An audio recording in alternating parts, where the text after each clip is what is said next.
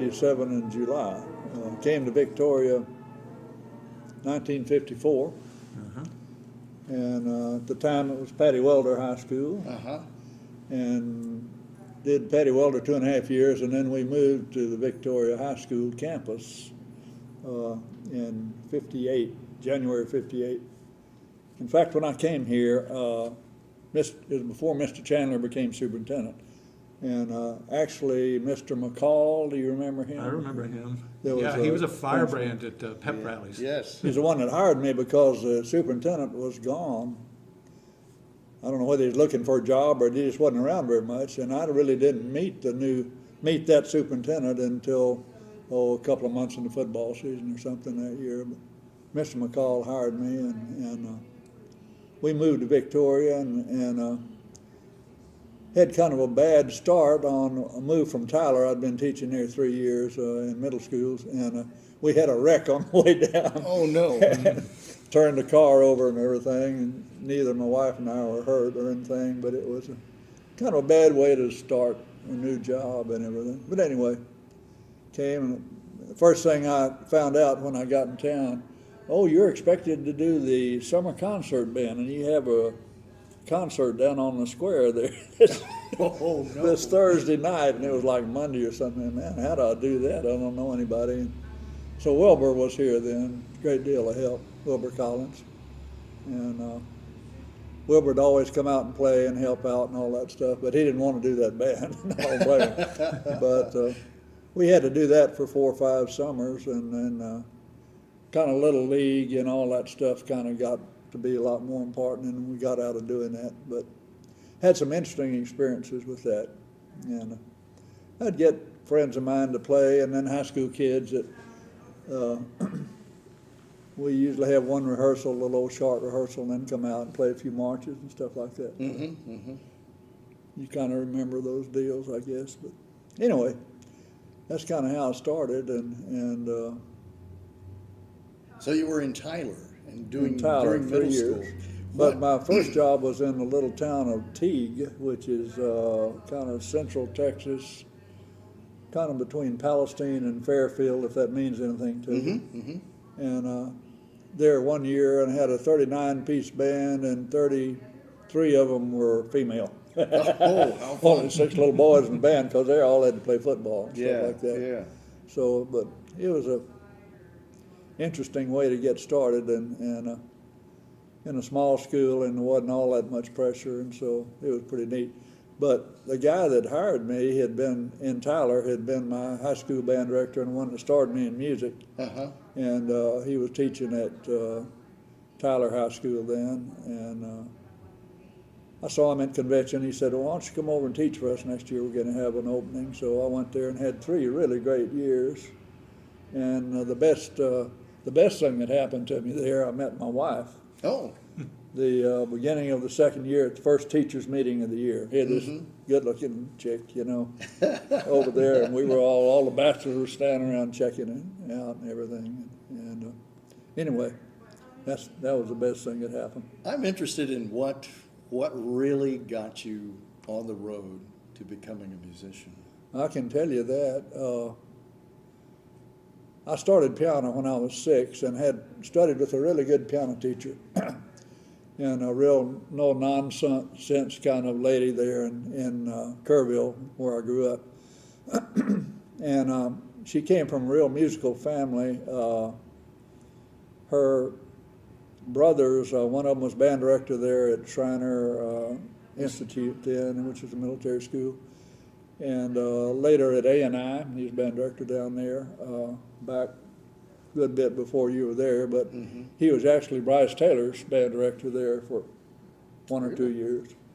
And then another brother was a member of the Dallas Symphony, I think, and played all the radio shows and all that kind of stuff in Fort Worth, WBAP or whatever that station was there.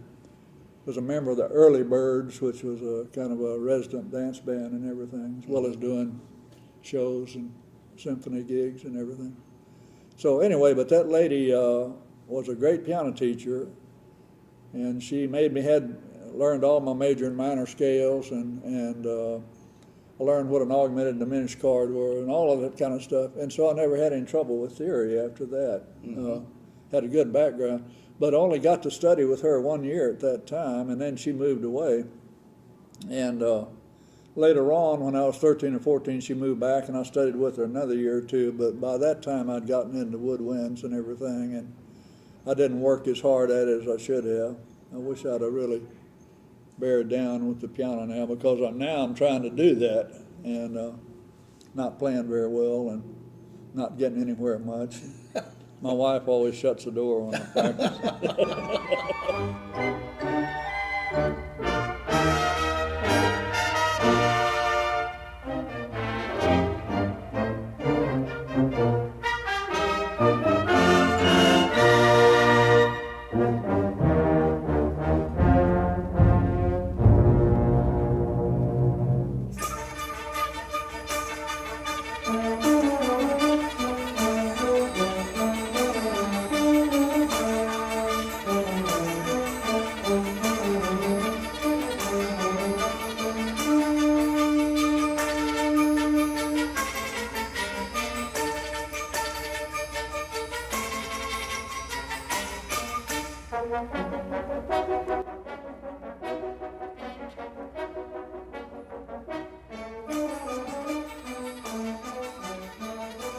Got to think, man, I've done this 25 years and I never got sued.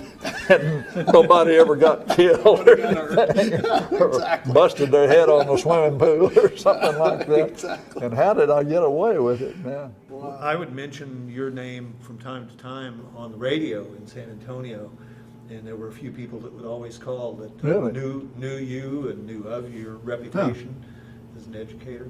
And so there are a lot more people who remember Fred Junkin than Yeah, Yes. you want to. You would be it's kind of surprising, but You'd be surprised. I don't know, when I was here, I just, I kind of got behind the green doors and did my gig and didn't worry about it. I didn't spend much time in the teacher's lounge or anything like that. And Yeah. it's amazing, and there are a lot of teachers that taught at Victoria High that, you know, I just didn't know very well. I mean, you know, coaches and others, you know. I was kind of interested to do my job, and I know one thing about it, I look forward to every day. What was that? I'd get up ready to go to work, and you know, never made much money. Well, If that's what's important. did you really love it? Did you really love it inside in here, what you did? I did. I mean, you know, and I don't know what it was really. I enjoyed the kids, but I enjoyed the music, you know, getting to teach the music. And, you know, we did some stuff that I'm amazed we could do, you know, with the caliber of players we had, you know, are not really that strong, and yet we did. Maybe we didn't do it very well, I don't know, but Well, from this side, at least as I remember as a student, I wanted nothing more than anything else to please you. I wanted to make sure that I reached the bar that you had set for me. Yeah. And I think a lot of us were like that. You may have unknowingly set a bar way up here, and we did everything we could to reach that bar. well, I never thought about it, but the kids worked hard for the most part. And you know, we had the Ragnauts in there that didn't work very hard, There's always a and they were in the second band and third band and stuff like that. And there was a place for them. And I wanted everybody, you know, to take it, to enjoy it. And the marching band, we did it. Yeah, we did it. We did it. And my assistant were always in charge of that. Did you notice that? I did. Notice the assistant was always in charge. Well, Alex mentioned a moment ago, and it seems a good time to talk about that wonderful band camp at Schreiner. Yes. Now, how did that come about? How did you manage to organize that for the first time and keep it going? I don't know, I just thought it'd be a neat thing because I began to see that, you know, it's really, you have practice here at home, somebody always has an excuse, well, I've got to work that day, or I can't start this until next week, I'll have to miss the first few days of practice, or my family has this trip planned, and all this kind of stuff.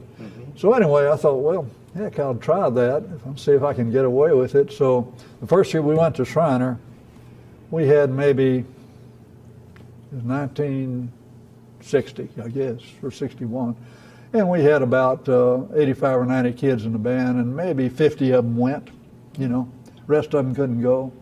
But we had a good time and got quite a bit done. And the next year, almost everybody. And from then on, I mean, it was, it'd be 95%. You know, we'd have a few that we'd have to excuse. And I'd always tell them, that's fine, we're going to learn our first show.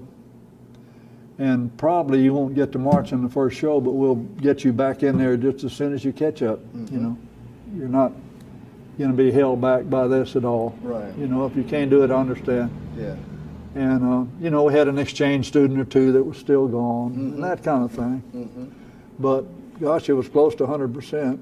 But I remember the last time we went, 1984, summer of 84, I was driving back from Kerrville with my wife and following the buses home, and got to think, man, I've done this 25 years and I never got sued and nobody ever got killed or anything, or busted their head on the swimming pool or something like that. Exactly. And how did I get away with it, man? Wow. But I thought that was the best thing Absolutely. that happened to our band program every year. Absolutely.